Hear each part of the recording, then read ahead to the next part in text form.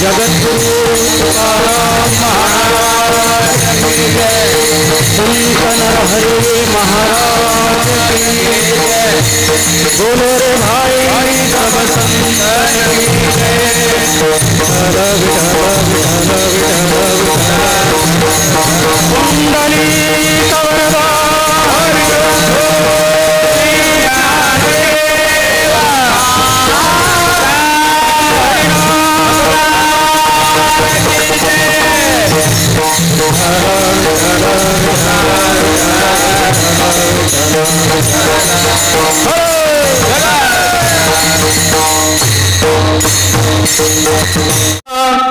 कंधरं कंजनेत्रं सदैव धवलहासं विठ्ठलं चिंतयामि पांडुरंगा करू प्रथम नमन।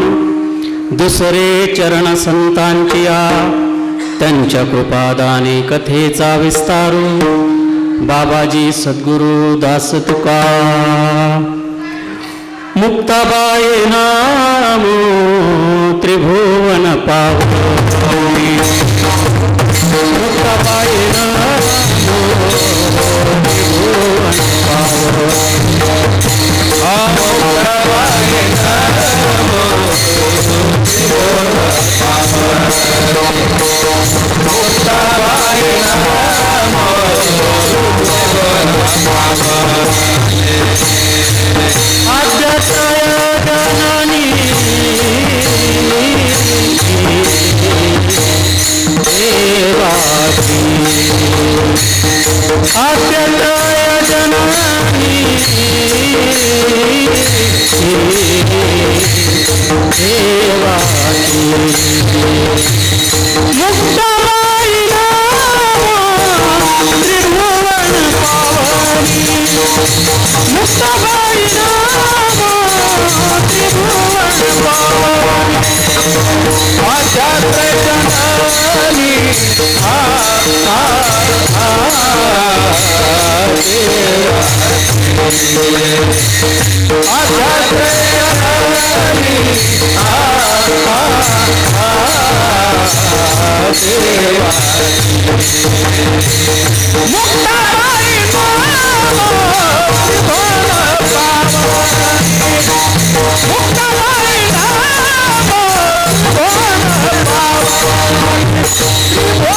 जननी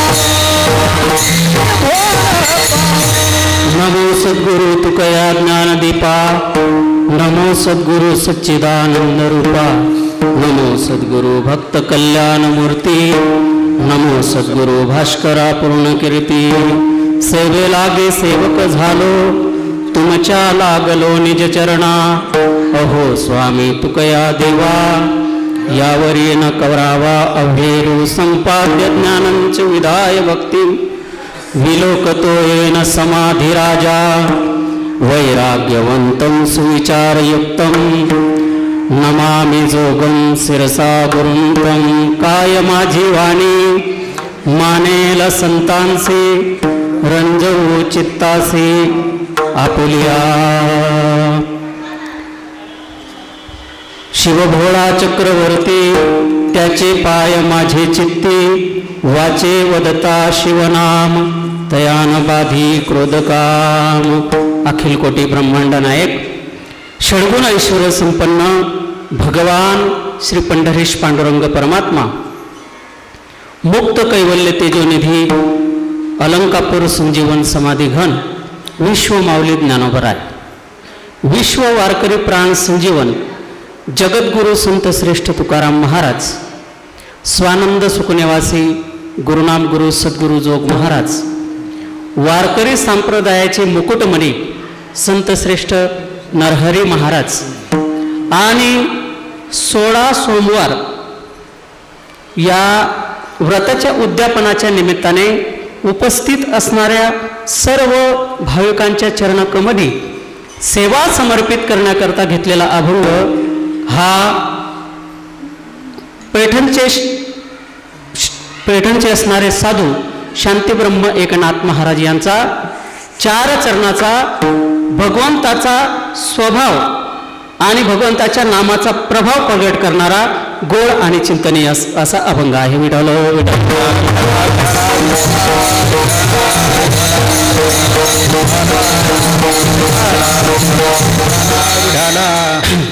कीर्तनाच्या निमित्ताने भरपूर श्रोते मंडळी या ठिकाणी उपस्थित आहेत. ज्यांच्या उद्देशाने ही सेवा माझ्याकडे आली ते असणारे आमचे सुनील भाऊ बेल्हेकर, तसेच श्री पांडुरंग भाऊ होनावडे, उल्हासबाबा होनावडे यांनी सेवा करण्यासाठी मला या ठिकाणी संधी दिली. त्यांचा मी शतशः आभारी आहे. विठ्ठल विठ्ठल.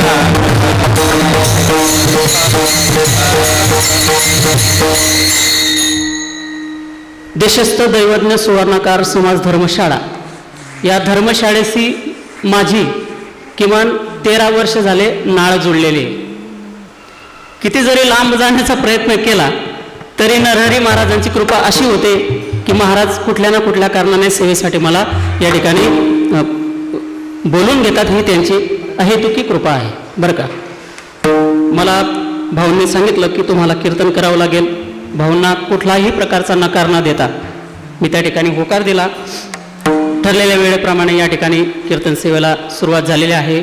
कीर्तनासाठी उपस्थित असणारे या ठिकाणी सर्वच माझ्यावर प्रेम करणारे बहुश्रुत मंडळी या ठिकाणी उपस्थित आहे. आमचे दिंडी चालक अध्यक्ष आमचे घोडेकर भाऊ, वडिलांप्रमाणे ते मला पहिल्यापासून माझ्यावरती प्रेम करतात. तदनंतर आमच्या आई, त्यासुद्धा पहिल्यापासून जिव्हाळ्याचं अगदी अंतकरणापासून माझ्यावर त्यांनी प्रेम केलं. ही सगळी प्रेम करणारी मंडळी आणि यांच्यासमोर वेळीवाकडं बोलण्याची संधी मला त्यांनी रुजू केली. त्यांच्याबद्दल मी त्यांचा आभारी आहे. विठ्ठल विठ्ठल.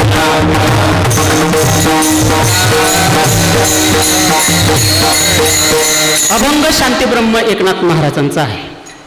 कोण शांतीब्रह्म एकनाथ महाराज? तर पैठण निवासी असणारे थोर साधू शांतीब्रह्म एकनाथ महाराज. काही संत असतात पण शांत नसतात. ऐका बरं का. काही संत असतात पण शांत नसतात. काही शांत असतात पण संत नसतात. काही शांतही असतात, संतही असतात पण श्रीमंत नसतात. विठ्ठल विठ्ठल.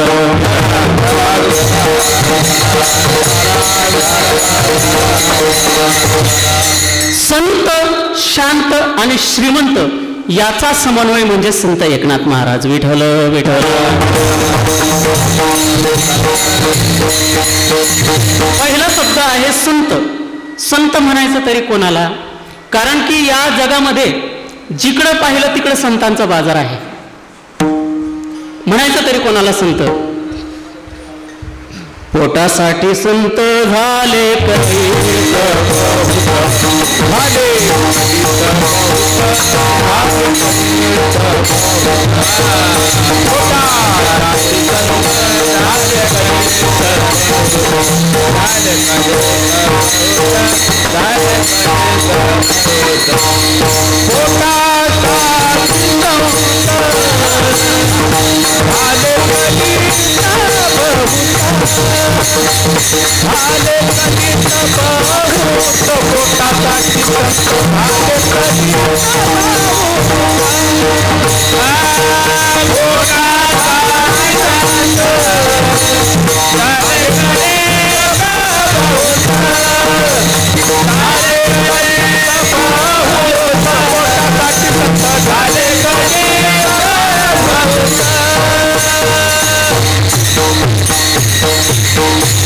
पोटासाठी संत झाले कलेत बहुत. संत म्हणायचं तरी कोणाला बरं का? म्हणायचं तरी कोणाला? कारण संत जर म्हटले तर संत हे दिसत असताना सामान्य माणसासारखं दिसतात, पण संतांची उपमा कोणालाही देता येणार नाही. समुद्र नदी नवे पैगा पाषाण म्हणून हे लिंगा. संत नवती जगा मानसाच्या सारिखे. समुद्राला सागराची नदीला सागराची उपमा देता येणार नाही बघा. समुद्र नदी नवे पैगा. पाषाणाला लिंगाची उपमा देणार नाही. ज्या वेळेला प्रयत्न करून एखादा कारागीर त्याला लिंगाची उपमा आकार देतो तेव्हा त्याला आपण देव म्हणतो. पण दगडाला तुम्ही देव म्हणणार का? नाही म्हणणार.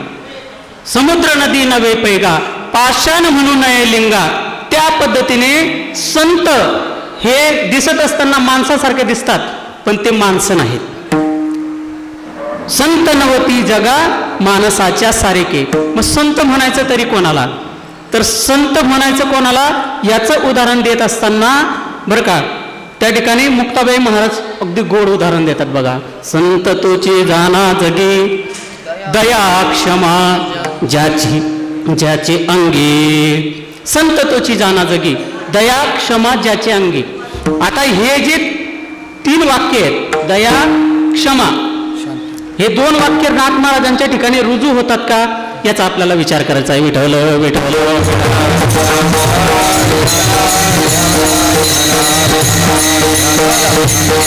दयेचा जर विचार केला तर नाथ महाराजांच्या ठिकाणी किती दया आणि किती क्षमा, किती दया.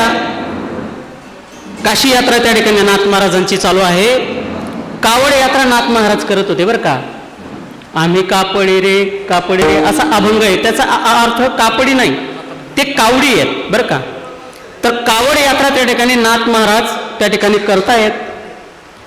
काशीवरून त्यांनी एक जल भरलेलं आहे कमंडलूमध्ये आणि ते रामेश्वरला समर्पित करण्यासाठी नाथ महाराज त्या कावडी यात्रांसोबत निघालेले आहेत. पण येत असताना त्या ठिकाणी भगवान शंकराने त्या ठिकाणी काय केलं, एका गाढवाचं रूप त्या ठिकाणी धारण केलं आणि रस्त्याच्या कडेला येऊन त्या ठिकाणी भगवान शंकर त्या ठिकाणी पडलेले आहेत. परीक्षा पाहतायत भगवान शंकर की कोण नेमकं या ठिकाणी दयावान आहे. तर त्या ठिकाणी नाथ सगळे त्या जवळून जात होते, पाहत होते त्या गाढवाकडे. पण गंगाजल आणलेलं, हे गंगाजल रामेश्वराला समर्पित करायचं आहे, या गाढवाला कसं पाजायचं असं सगळ्यांच्या मनामध्ये विचार आला. पण नाथ महाराज त्या ठिकाणी ज्या वेळेला चालत चालत आले, नाथ महाराजांनी पाहिलं की एक गाढव रस्त्याच्या कडेला तडफडत पडलेला आहे आणि त्या ठिकाणी गंगाजल असणाऱ्या नाथ महाराजांनी त्या एकही विचार न करता, मला किती जरी कावड यात्रा कराव्या लागल्या तरी या गाढवाचे प्राण मी वाचवले पाहिजे, हा मोठा माझा पहिला धर्म आहे. नाथ महाराजांनी त्या ठिकाणी त्या गाढवाला ते गंगेचं आणलेलं पाणी त्या ठिकाणी पाजलं आणि त्या ठिकाणी भोलेनाथ त्यांनी अवतार प्रगट केला. विठ्ठल विठ्ठल विठ्ठल. नाथ महाराजांना त्या ठिकाणी साक्षात भगवान शंकराने त्या ठिकाणी दर्शन दिलं. किती दया, दया असावी माणसाच्या अंगी, अशी दया. तर दया हा शब्द नाथ महाराजांच्या ठिकाणी रुजू होतो. तदनंतर दुसरा शब्द आहे क्षमा. किती क्षमा. सहज जरी माणसाला धक्का लागला कोणाचा, तर आपल्याला धक्का सहन होत नाही, माणूस त्याला खालून वरून बघायला लागतो. सहज जरी आपल्याला कोणी धक्का मारला, लगेच आपण उत्तर देतो आणि त्याला बोलतो, का रे दिसत नाही का तुला, चालता येत नाही तुला, माणसं दिसत नाही तुला. पण नाथ महाराजांच्या अंगावर एक मुसलमान असणारा व्यक्ती काही ठिकाणी 21 वेळा आहे, काही ठिकाणी 101 वेळा आहे, 21 वेळा त्या ठिकाणी अंगावर तुकला. पण नाथ महाराजांनी त्याला भ्र शब्द न बोलता त्या ठिकाणी क्षमाच केलं. यवन अंगावरी थुंकला, प्रसाद देऊनी मुक्त केला, प्रसाद देऊनी मुक्त केला, प्रसाद देऊनी मुक्त केला. यवन अंगावरी थुंकला, प्रसाद देऊनी मुक्त केला, प्रसाद देऊनी मुक्त केला, प्रसाद देऊनी मुक्त केला. यवन अंगावरी थुंकला, प्रसाद देऊनी मुक्त केला. द्वेष करत होते गावामध्ये लोक, थोडी ख्याती झाली, कीर्ती झाली महाराजांची. मग महाराजांना त्रास कसा द्यायचा या हेतूने यवनाला त्या लोकांनी पाठवलं आणि महाराजांची शांती भंग करायची होती. त्यांना शांती त्या ठिकाणी भंग करायची होती. त्या यवनाला पाठवलं. तो यवन पान खायचा, नाथ महाराजांच्या अंगावर थुकायचा. जेवढ्या वेळा त्याने नाथ महाराजांच्या अंगावर थुंका टाकल्या, तेवढ्या वेळेला नाथ महाराजांनी गोदावरीचं स्नान केलं आणि बाहेर येऊन त्या ठिकाणी त्या यवनाची अवस्था नाथ महाराजांनी पाहिली. थुंकून त्याचा जो घसा आहे त्या ठिकाणी घसा फुटला आणि त्यातून रक्त बाहेर पाडू लागलं. शेवटी नाथ महाराज जवळ गेले. अरे बाबा, किती कष्ट झाले तुला, तुझ्यामुळे मला 111 वेळा स्नान झालं, 121 वेळा स्नान झालं गोदावरीचं. आजपर्यंत मी इतका आळशी आहे, मला आतापर्यंत ते स्नान झालं नसतं. पण तुझे उपकार मला तुझ्यामुळं हे स्नान झाले. एक काम कर, मी तुला घरी ये, तुला मध देतो, ते मध तू जिवेला लाव, म्हणजे तुझा दाह शांत होईल. विठ्ठल विठ्ठल.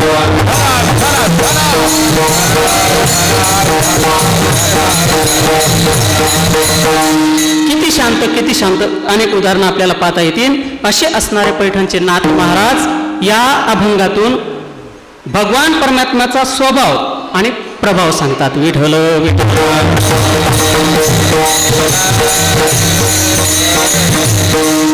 काही ठिकाणी काय होतं, प्रभाव दिसतो पण स्वभाव असेलच सांगता येत नाही बरं का. लोक जवळ येतात प्रभाव पाहून, काही लोक जवळ येतात, प्रभाव दिसला का जवळ येतात, पण जवळ गेल्यानंतर स्वभाव कळला का लोक आपोआप लांब होतात. काही ठिकाणी प्रभाव असतो पण स्वभाव नसतो. काही ठिकाणी स्वभाव असतो पण काही ठिकाणी प्रभाव पाहायला मिळत नाही. काही ठिकाणी प्रभावही असतो आणि स्वभावही असतो. याचं जीवन म्हणजे संतांचे जीवन. विठ्ठल विठ्ठल विठ्ठल.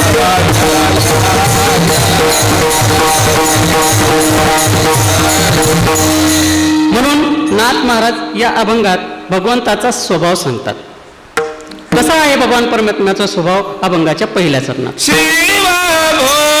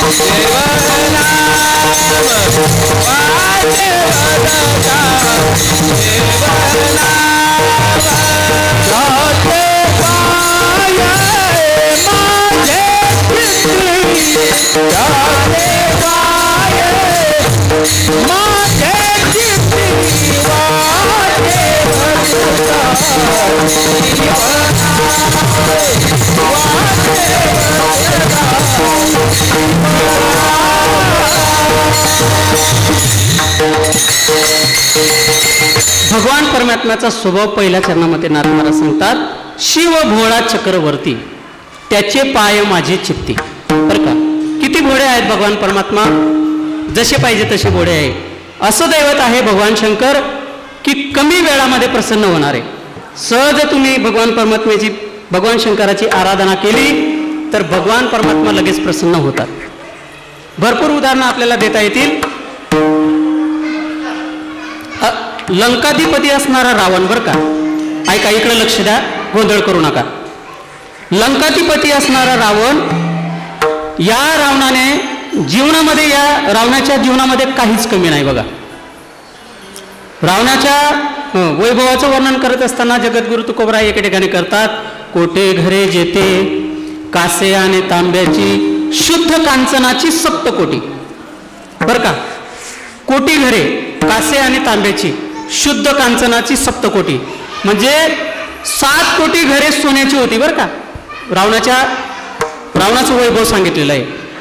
आपल्याकडे एकच अंगठी येते बरं का बाबा, एकच अंगठी येते, पण ती अंगठी अशी अशी अशी अशी अशी अशी, एकच अंगठी आपली ते अशी अशी फिरते. आणि त्याच्याकडे 7 कोटी घरे सोन्याची होती. आपल्याकडे एकच अंगठी येते. एका माणसाच्या बोटामध्ये 10 अंगठ्या होत्या, दोन्ही हातामध्ये 5-5. इतका अभिमान झाला त्याला, इतका अभिमान झाला, तो बाजारामध्ये गेला. बाजारामध्ये गेल्यानंतर एक साधारण महिला होती, भाजीपाला विकण्यासाठी त्या ठिकाणी बसलेली असताना त्या ठिकाणी त्याने सुरुवात केली. टमाटे काय भाव, बटाटे काय भाव, वांगे काय भाव, कांदे काय भाव. ती महिला म्हणली याला थोडी जास्त झालेली दिसते, थोडी जास्त झालेली दिसते. त्या महिलेने काय केली, आपली जी बाई होती ती अशी थोडी बाजूला वर सारली आणि या ठिकाणी सोन्याचं कळं त्या महिलेने घातलेलं होतं आणि त्या ठिकाणी तिने सुरुवात केली. टमाटे 10 रुपये किलो, बटाटे 10 रुपये किलो. त्याने ते दोन्ही हात असे मागच करून घेतले, विठ्ठल विठ्ठल.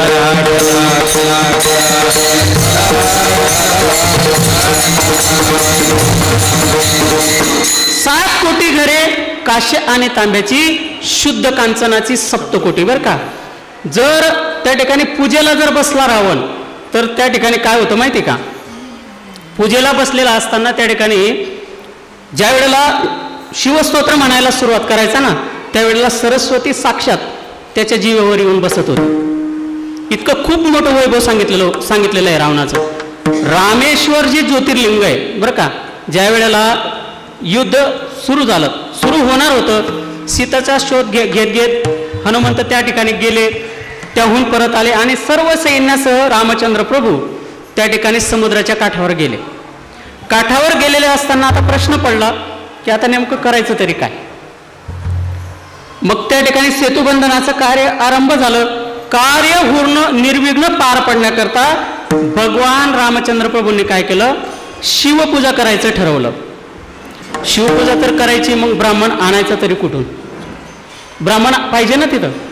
शिवपूजा करायची, आपल्याला व्रताचं अनुष्ठान करायचं आहे, ब्राह्मण पाहिजे, मग आणायचा कुठून. त्यावेळेला सुग्रीवाला सांगितलं, सुग्रीवा एक काम कर. काय प्रभू, काय करायचं. एक काम कर, लंकेमध्ये जा आणि रावणाला काय कर, आमंत्रण दे. तो दशग्रंथी ब्राह्मण आहे, दशग्रंथी ब्राह्मण आहे. दशग्रंथ म्हणजे काय, 6 शास्त्र आणि 4 वेद पाठ होते रावणाचे. 6 शास्त्र आणि 4 वेद पाठ जो असतो त्याला दशग्रंथी म्हणतात. तो दशग्रंथी ब्राह्मण आहे. एक काम कर, एवढं सांग की रामचंद्र प्रभूंनी भगवान शंकराचा अभिषेक करण्यासाठी तुला त्या ठिकाणी काय केलेलं आहे, आमंत्रित केलेलं आहे. सुग्रीव म्हणले, भगवान जागेवर आहात ना तुम्ही, तो दुश्मन आहे तुमचा आणि मला दुश्मनच्या लंकेमध्ये तुम्ही पाठवताय, तुम्हाला जिवंत येऊ देईल का. तू जा आणि एवढा शब्द फक्त सांग, तुला रावण काहीच करणार नाही. सुग्रीव त्या ठिकाणी लंकेमध्ये जातात. गेल्यानंतर त्या ठिकाणी लंकेमध्ये गेल्यानंतर सांगण्यात येतं रावणाला की शत्रूचा दूत आलेला आहे, बोलवायचं का. म्हणले बोलवा, कोण आहे तो. ज्या वेळेला त्या ठिकाणी सुग्रीवाला बोलवल्यानंतर सुग्रीव समोर उभा राहिला. म्हणले सांग काय कारण आहे. म्हणले लंकेश, तुम्हाला रामचंद्र प्रभूंनी भगवान शंकराचा अभिषेक करण्यासाठी आमंत्रण केलेलं आहे. हा शब्द ऐकला, रावण सिंहासनावरून उठला आणि धावत पळत सुग्रीवाला मिठी मारली. एवढं मोठं कार्य प्रभूने माझ्यासाठी निवडलं, यापेक्षा जीवनामध्ये काय पाहिजे. विठ्ठल विठ्ठल.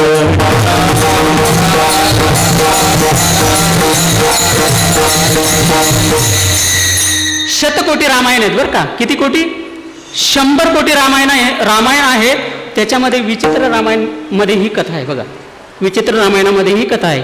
रावण त्या ठिकाणी आला, भगवान शंकराचा त्या ठिकाणी अभिषेक केला आणि रावण परत लंकेमध्ये गेला. जात असताना प्रभू म्हटले, आता का एक काम कर, पूजा झालेली आहे, उद्या युद्धाला ये. विठ्ठल विठ्ठल.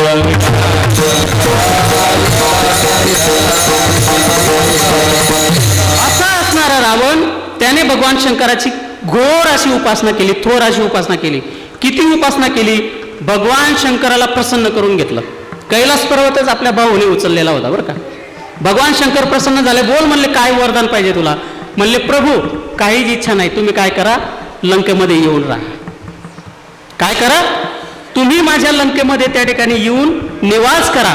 म्हणले यायला तयार आहे, पण माझं प्रतिबिंब मी तुला देणार, मी येऊ शकत नाही. मग माझं जे आत्मलिंग आहे ते तुला मी देऊ शकतो. भगवान शंकरांनी आपलं आत्मलिंग रावणाला दिलं. आत्मलिंग दिलं. पार्वती म्हणले, काय केलं तुम्ही, किती भोळे आहेत तुम्ही. अगं म्हणले, त्यांनी माझी भक्ती केलेली आहे. इतके असणारे भोळे भगवान परमात्मा, त्यांचा स्वभाव भोळाच आहे. अभंगाच्या पहिल्या चरणात आपण ऐकलं, शिव भोळा चक्रवर्ती त्याचे पाय माझे चित्ती. आणि पुढं भगवान शंकराचा नामाचा प्रभाव या ठिकाणी नाथ महाराज सांगतात अभंगाच्या दुसऱ्याचा वाचे बदता शिव नाम वाचे बदता शिव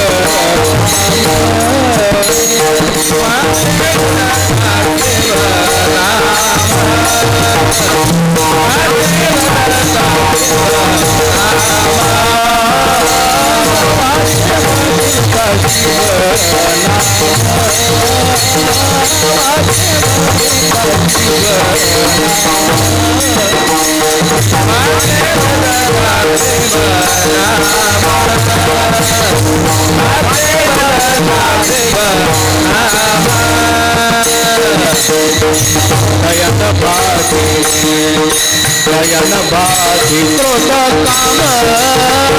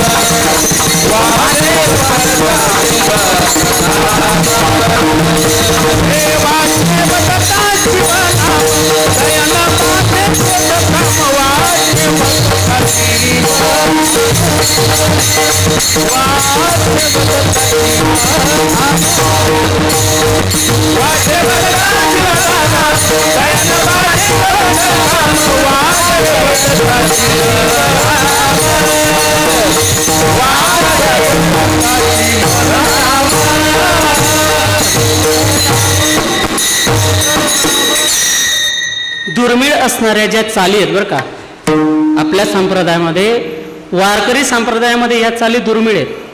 या चालींचा साठा बाबांनी जपून ठेवलेला आहे. बाबांकडेच तो साठा ऐकायला मिळतो.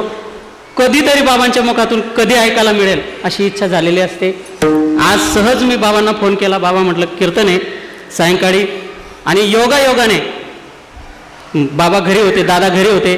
दादा म्हणले काही काळजी करू नका, मी येतो. एका शब्दावर माझ्या दादांचं इतकं प्रेम आहे. मी फक्त फोन केला की दादा या ठिकाणी हजर झाले.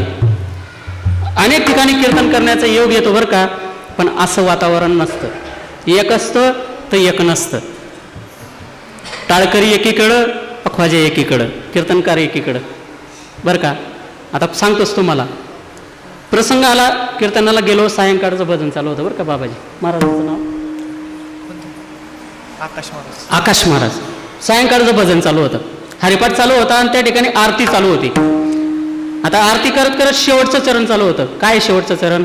आरती ज्ञान राजा प्रगट गुह्य बोले विश्व ब्रह्माची केले, असं आहे ना. ते असं म्हणत नव्हते, ते दुसरंच म्हणत होते. प्रगट गुह्य बोले विष्णू ब्रह्म्याचे चेले रामाच्या नादाने पाय टेकीतच. म्हटलं आता मीच टेकतो विठ्ठल विठ्ठल.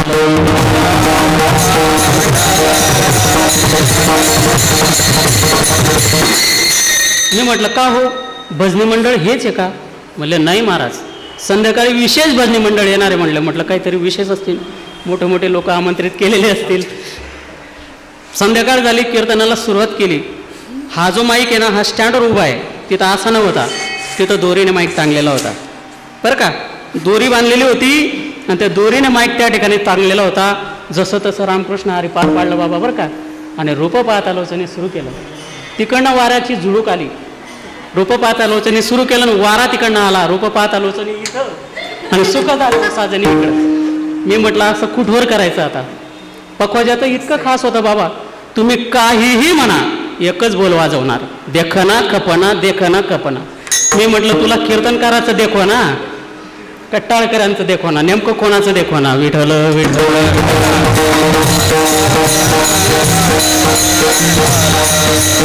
सुंदर अशी साथ निस्ती ओठावर निस्ते शब्द काढले की या ठिकाणी वारकरी चालींचा खजाना जालेंदर बाबा तौर महाराजांच्या ठिकाणी आहे. विठ्ठल विठ्ठल.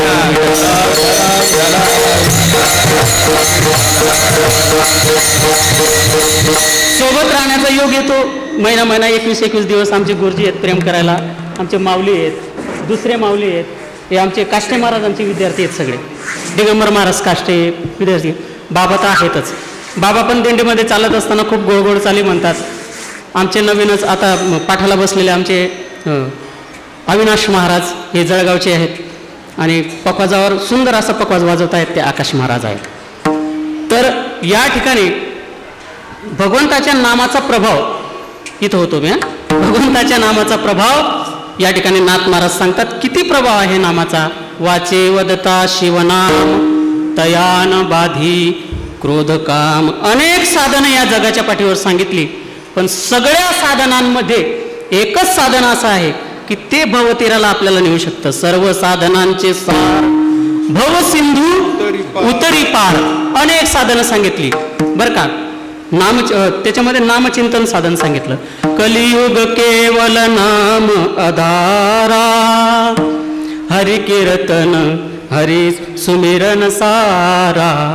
तुलसीदासजी महाराज त्या ठिकाणी सांगतात कलियुग हे फक्त नामावर टिकलेलं आहे. नामचिंतन साधन हे जगाच्या पाठीवर सर्वश्रेष्ठ साधन आहे. तुम्ही काही केलं नाही तरी चालेल, पण नामचिंतन केल्या वाचून राहू नका. असं ठिकठिकाणी साधू संत आपल्याला संदेश देत असतात. बघा, तुकोबरायांच्या जीवनाचा विचार केला तर तुकोबरायांचं जीवन सुद्धा हे नामचिंतन साधनेलाच वाहिलेलं जीवन आहे. प्रत्येक संतांचं जीवन, यांच्या जीवनामध्ये दुसरं तिसरं काही नाही. त्यांच्या जीवनामध्ये फक्त भगवंताचं नाम, याच्या पलीकडे त्यांच्या जीवनामध्ये कुठली साधना नाही. कोणी करी काही केली आचरणे मज या कीर्तना वीण नाही. एक गावे आम्ही विठोबाचे नाम, एक गावे आम्ही विठोबाचे नाम, एक गावे आम्ही विठोबाचे नाम, एक गावे आम्ही विठोबाचे नाम, एक गावे आम्ही विठोबाचे नाम, एक गावे आम्ही विठोबाचे नाम, एक गावे आम्ही विठोबाचे नाम, एक गावे आम्ही विठोबाचे नाम. आणि तो पैगाम, आणि तो पैगाम नाही आता मोडून आवाज तुझ्या उत्तर, मोडून आवाज तुझ्या उत्तर. आणि तो पैगाम, आणि तो पैगाम नाही आता मोडून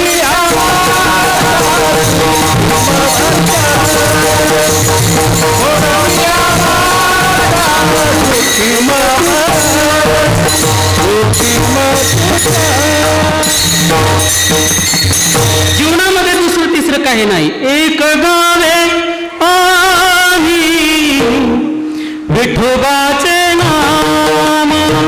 जगद्गुरु तुकोबराय या नामचिंतन साधनेचा प्रचार प्रसार कीर्तनातून करायचे. आणि महाराजांचं कीर्तन म्हटलं की अनेक प्रकारचे लोक महाराजांच्या कीर्तनाला राहायचे. किती प्रकारचे लोक राहायचे सांगू का तुम्हाला. गाते श्रोते आणि पाहते, गाते श्रोते आणि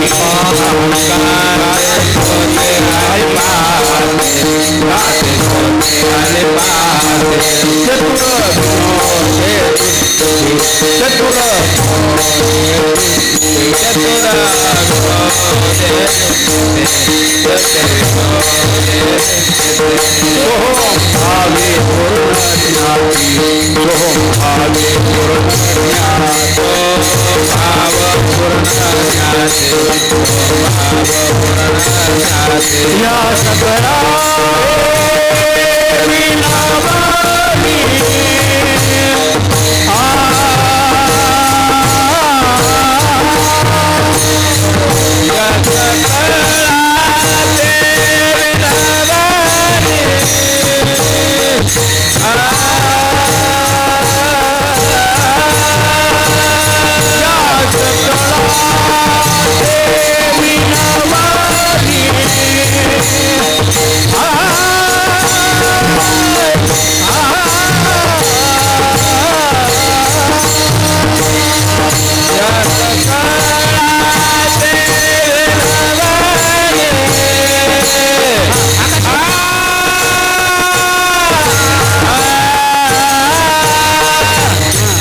तुझे विठ्ठल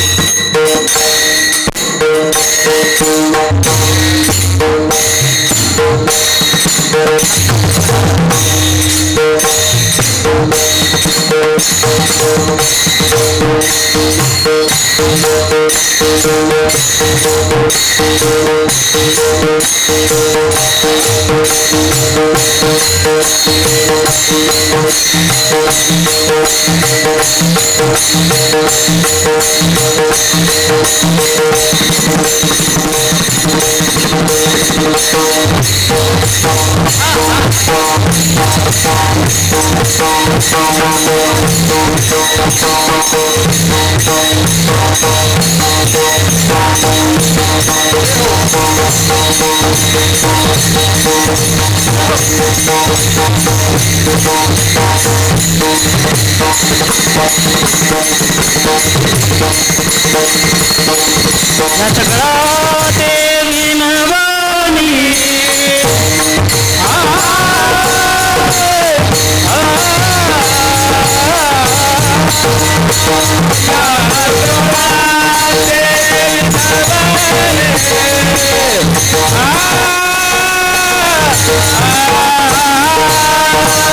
करा विठ्ठल स्मरण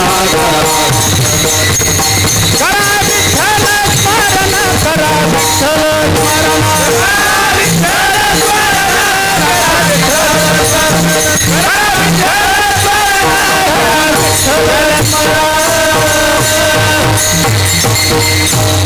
किती प्रकार सांगितले? गाते, श्रोते, पाहते, चतुर विनोदे दुश्चिते. त्यामध्ये पहिला जो प्रकार आहे गाते, कीर्तनामध्ये उभे असणारे जे लोक आहेत त्या लोकांना जगद्गुरु तुकोबाराय सांगतात की तुम्ही सुद्धा काय करा, करा विठ्ठल स्मरण. दुसरा नंबर आहे श्रोते. कीर्तनामध्ये श्रोते कसे पाहिजेत? चाणक्य श्रोते पाहिजेत बरं का. महाराजांनी विषय कुठून सुरू केला, कुठं संपवला, कुठला दृष्टांत कसा सांगितला याचं लक्षपूर्वक श्रवण करणारा त्याला काय म्हटलेलं आहे? श्रोता म्हटलेलं आहे. त्या श्रोत्यांना सुद्धा जगद्गुरु तुकोबाराय काय सांगतात? तुम्ही सुद्धा काय करा, विठ्ठल विठ्ठल स्मरण करा. करा मग विठ्ठल विठ्ठल स्मरण. विठ्ठल विठ्ठल विठ्ठल.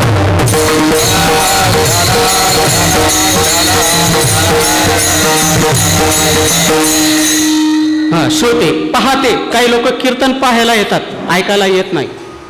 काही लोक लांबून पाहतात. ते पाहणाऱ्या लोकांना सुद्धा जगद्गुरु तुकोबाराय त्या ठिकाणी सांगतात की तुम्ही सुद्धा भगवंताचं काय करा, नामचिंतन करा. असे अनेक प्रकारचे श्रोते जगद्गुरु तुकोबारायांच्या कीर्तनामध्ये असायचे. त्या सगळ्यांना महाराज सांगतात करा विठ्ठल स्मरण. का करा? या नामचिंतन साधनेचे फायदे काय? भरपूर फायदे त्या ठिकाणी सांगितलेले आहेत. अनेक प्रकारचे फायदे सांगितलेले आहेत, अनेक अभंग सांगितलेले आहेत. सारासार विचार करा उठाउठी, नाम धरा कंठी विठोबाचे. तयाच्या चिंतने निरसेल संकट, तराल दुर्घट भवसिंधू. असा नामाचा महिमा आहे. त्यामुळं त्या ठिकाणी नाथ महाराज सांगतात की वाचे वदता शिवनाम, तयान बाधी क्रोधकाम. भगवान शंकराची नरहरी महाराजांनी सुद्धा खूप उपासना केली बरं का. असं सांगतात की मल्लिकार्जुन जे दैवत ज्योतिर्लिंग आहे त्यांचं मंदिरच त्यांच्या घरामध्ये होतं. मल्लिकार्जुन ज्योतिर्लिंग, मल्लिकार्जुनाची सेवा नरहरी महाराजांनी केलेली, म्हणून मोठे शिवभक्त होते त्या ठिकाणी. म्हणून भगवान शंकराचं नामचिंतन आपण करायचं आहे. एक श्लोक सांगतो तुम्हाला बरं का. त्या श्लोकानुसार ज्योतिर्लिंगाची यात्रा करतात काही काही लोक. जसा श्लोक आहे त्या पद्धतीने ज्योतिर्लिंगाची यात्रा करतात. सौराष्ट्रे सोमनाथंच श्रीशैले मल्लिकार्जुनम, उज्जैन्यां महाकालम, ओंकारं ममलेश्वरम, परल्यां वैद्यनाथंच, डाकिनां भीमशंकरा, सेतुबंधे तु रामेशं, नागेशं दारुकावने. एतानि ज्योतिर्लिंगानि सायं प्रातः पठेन नरः सप्त जन्म कृतं पापम स्मरणेन विनश्यति. हा एक श्लोक तुम्ही सकाळी एकदा आणि संध्याकाळी जर एकदा तुम्ही म्हटला तर 12 ज्योतिर्लिंगाची यात्रा केल्याचं पुण्य तुम्हाला प्राप्त होतं. विठ्ठल विठ्ठल विठ्ठल.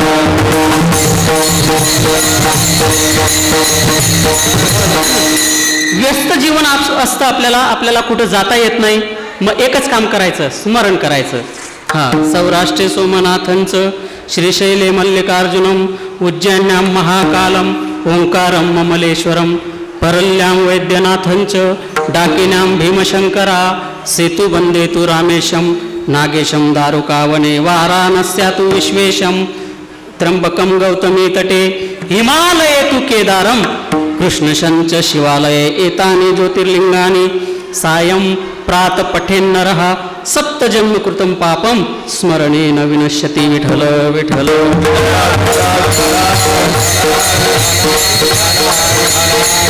अजून काय फळ प्राप्त होतं अभंगाच्या 3ऱ्या चरणात. धर्म अर्थ काम मोक्ष धर्म अर्थ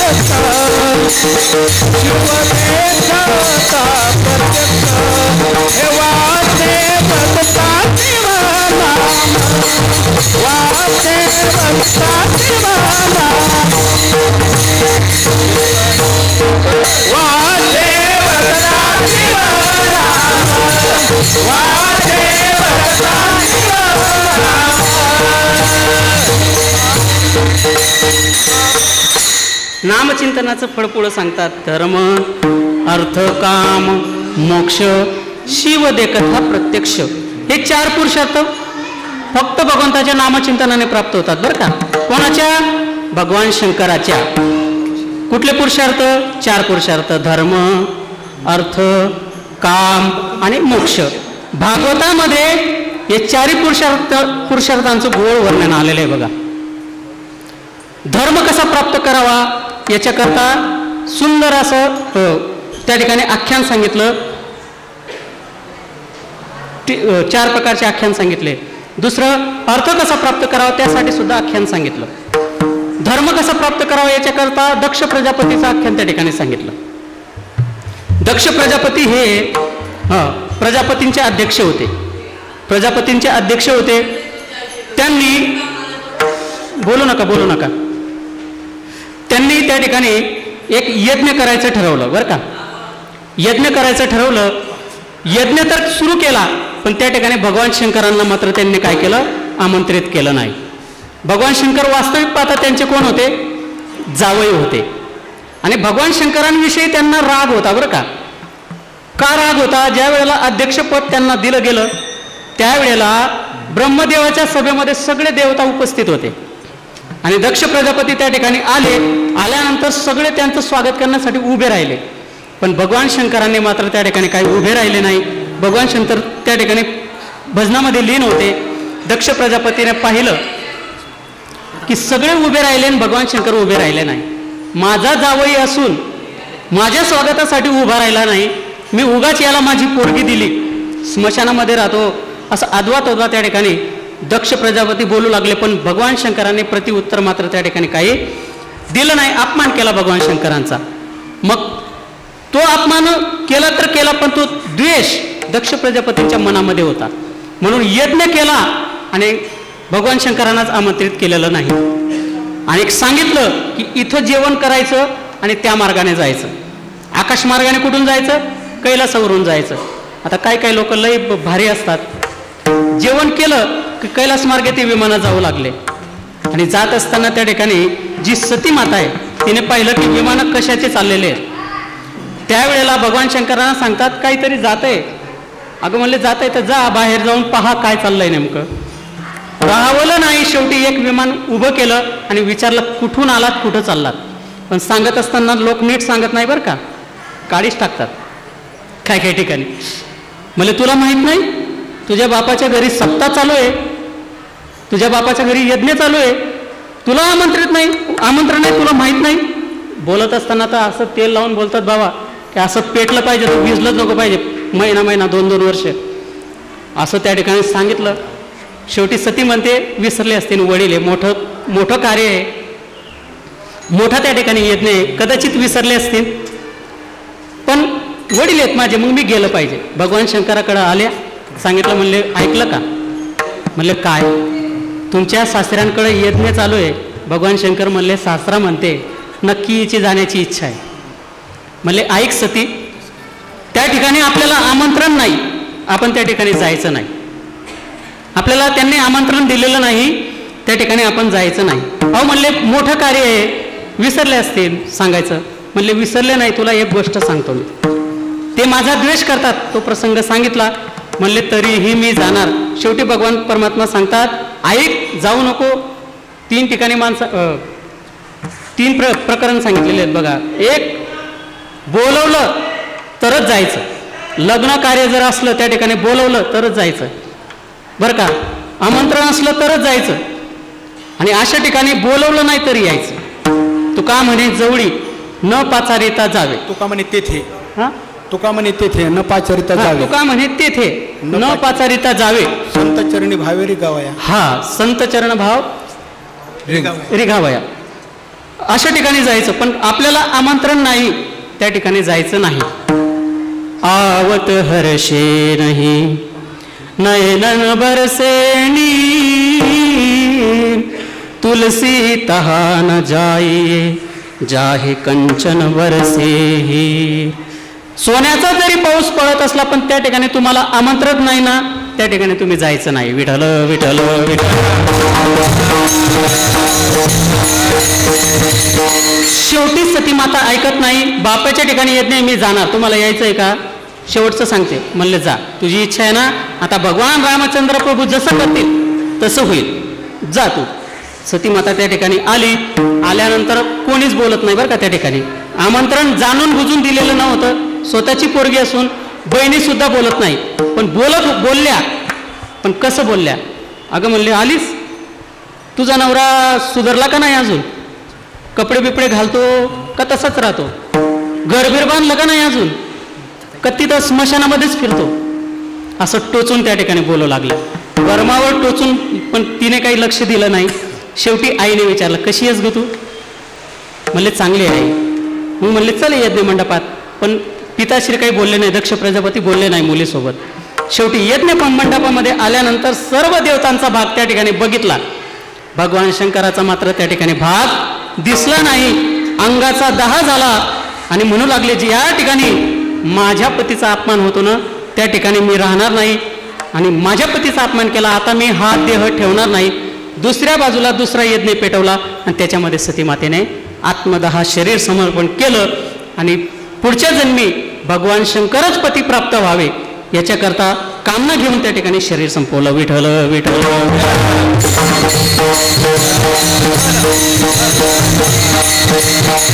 शेवटी त्या यज्ञाचा विध्वंस करण्याकरता त्या ठिकाणी भगवान शंकरांनी गण पाठवले.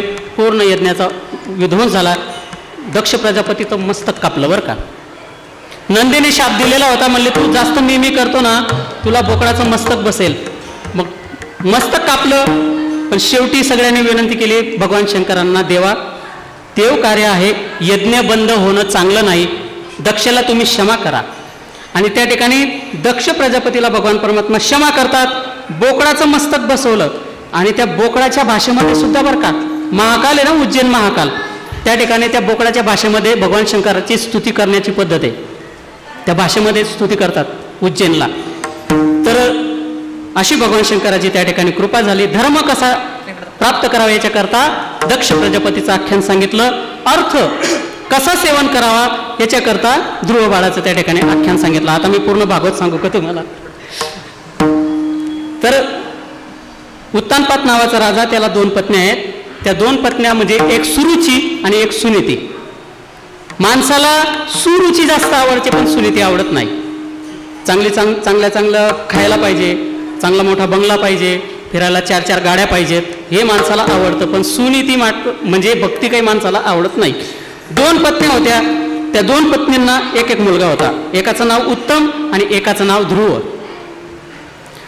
एके दिवशी काय झालं, ध्रुव बाळ वडिलांच्या मांडीवर येऊन बसल्यानंतर सुरुचीने पाहिलं आणि ध्रुव बाळाला हाताने धरलं, खाली टाकलं आणि म्हटलं की तुला जर तुझ्या वडिलांच्या मांडीवर बसायचं असेल तर तुला माझ्या पोटातून जन्म घ्यावा लागेल. छोटंसं अंतकरण मनावर परिणाम झाला. रडत रडत सुनीतीपाशी ध्रुव बाळ येतात. आई असं बोलल्या की तुला जर वडिलांच्या मांडीवर बसायचं असेल तर तुला माझ्या पोटातून जन्म घ्यावा लागेल. खरं आहे का आई? आहे म्हणले, बाळा तसं काही नसतं. तुझ्या वडिलांच्या मांडीवर बसण्याची इच्छा भगवान परमात्मा पूर्ण करतील. बाल मनावर परिणाम झाला बरं का. म्हणले, कुठे राहतो तो भगवान परमात्मा? म्हणले, तो वनामध्ये राहतो. मग आई मी सुद्धा काय करणार, वनामध्ये जाणार.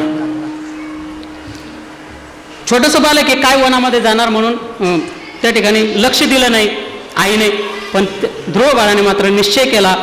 निश्चय केल्यानंतर कोणी टाळू शकत नाही. बालहट, राजहट आणि स्त्रीहट 3 हट्ट सांगितलेले आहेत बरं का. या कलरची साडी आणली पाहिजे म्हणजे आणली पाहिजे, अशीच साडी पाहिजे, हा झाला स्त्रीहट्ट. राजहट, राजा जसं सांगेल तसं प्रजेला वागावं लागतं. विठ्ठल विठ्ठल.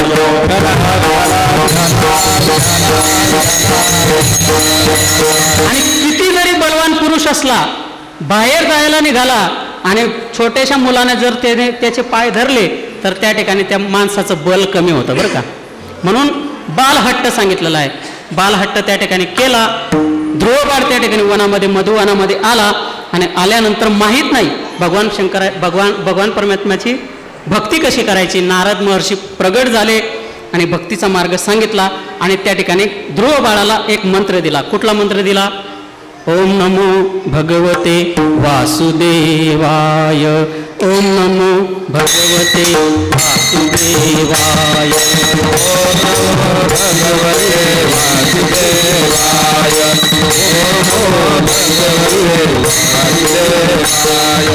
ओम नमो भगवते वासुदेवाय. ओम नमो भगवते वासुदेवाय. ओम नमो भगवते वासुदेवाय. ओम नमो भगवते वासुदेवाय.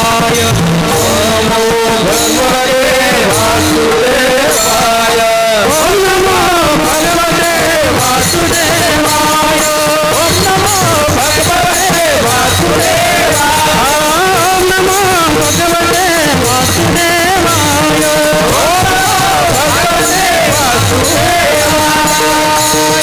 तपश्चर्या दुराभार करू लागले. 3 प्रकार सांगितले. 3 दिवसाला एक कवट आणि एक बोर खाऊन त्या ठिकाणी तपश्चर्या सुरू केली. असे करत करत 4 महिने गेले. भगवान परमात्मा प्रगट झाले बरं का. आणि बोलायला मात्र वाचा राहिले नाही. शरीर कृत झालेलं होतं.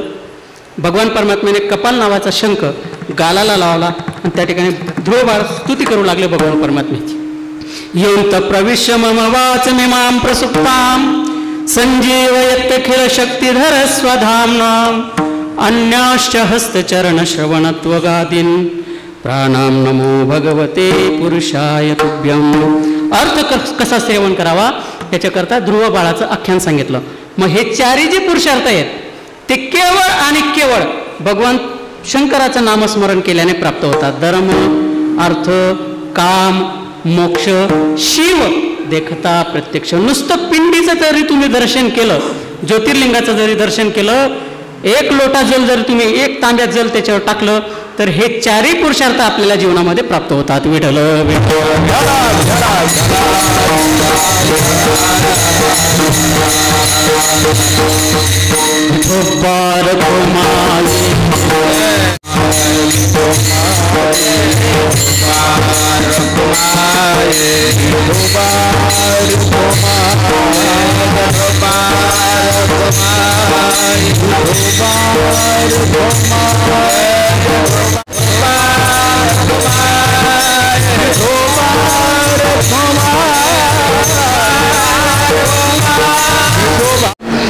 आमच्या आई असणाऱ्या जनाबाई आई वनावडे आजी, त्यांनी दिंडीमध्ये खूप खूप जीव लावलेला आहे आम्हाला. आता तरी 10-12 वर्ष चालतो आणि सगळ्यांना सारखंच झोपले का बाळा हो, उठले का बाळा हो, चहा घेतला का बाळा हो, आणून देऊ का? जुने असतील नवे असतील सगळ्या विद्यार्थ्यांना त्यांनी आतापर्यंत सारखंच प्रेम केलेलं आहे. त्यांनीच नाही केलं बरं का. आमची जी 54 क्रमांकाची दिंडी आहे, आमचीच दिंडी आहे, आमची जी 54 क्रमांकाची दिंडी आहे त्या दिंडीमध्ये आणि धर्मशाळेमध्ये जे काही झालेले आहेत, आता हयात आहेत, जे मंडळ आहे आपलं धर्मशाळेचं, ते सुद्धा तेवढं जीव लावणार आहे बरं का. विसर मात्र या लोकांना आपला पडत नाही. सगळे तेवढे जीव लावणार आहेत. आता नवीन कमिटी तयार झालेली आहे बरं का. सगळे मी जर एकादशीला येतो, जेव्हा जेव्हा उत्सव असतो त्यावेळेला पाहतो की तितकंच प्रेम त्या मंडळींचं सुद्धा आहे. जुने अध्यक्ष झाले, नवे अध्यक्ष झाले, आज तागा आहेत. मतकर गुरुजी जुने आहेत, मतकर गुरुजी अगोदरचे आहेत, आम्ही नंतरचे आहेत. तर खूप खूप या ठिकाणी प्रेम प्राप्त झालं. अशा प्रकारचं आपलं हे उत्सव आहे. उत्सव त्या ठिकाणी सुनील भाऊ आपले बेलेकर ते आणि पांडुरंग भाऊंनी एक विचार केला की आहेच हे ठेवलेलं, तर मग एक कीर्तनाची सेवा होऊन जाऊ द्या. मग पांडुभाऊंनी मला सांगितलं का असं असं करायचं आहे महाराज. मी सांगितलं अजिबात काळजी करू नका, मी आहे. मी मुंबईला जाणार होतो आज, कारण की उद्या ठाण्याला कीर्तन आहे माझं. तर उद्या मग सकाळी मला लवकर निघावं लागेल. आज निघणार होतो पण उद्या जायचं आहे. हा कार्यक्रम निवड एक शब्द पांडुरंग भाऊंनी सांगितला आणि त्यांच्या शब्दाला मी होकार दिला. या ठिकाणी सेवा रुजू केली बरं का. 3 चरणाचा भावार्थ आपण पाहिला. 4थ्या चरणामध्ये नाथ महाराज सांगतात की भगवान शंकराचं नामचिंतन केल्यानंतर काय फळ प्राप्त होतं हे शेवटच्या चरणात अजून एका जनार्दनी सेवा, एका जनार्दनी सेवा, एका जनार्दनी सेवा, एका जनार्दनी सेवा, एका जनार्दनी सेवा, एका जनार्दनी सेवा, एका जनार्दनी सेवा, एका जनार्दनी सेवा, एका जनार्दनी सेवा, एका जनार्दनी सेवा, वारी कडी काळाचा देवा सेवा, वारी कडी काळाचा देवा, वाजवता जीवना, वाजवता जीवना, निवारी करता राजा भेव, निवारी करता राजा भेव, वाजवता जीवना,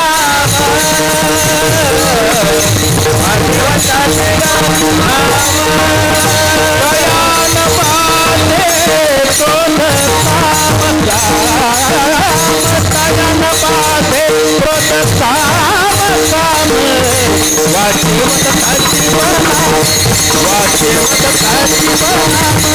वाजवता जीवना, वाजवता जीवना.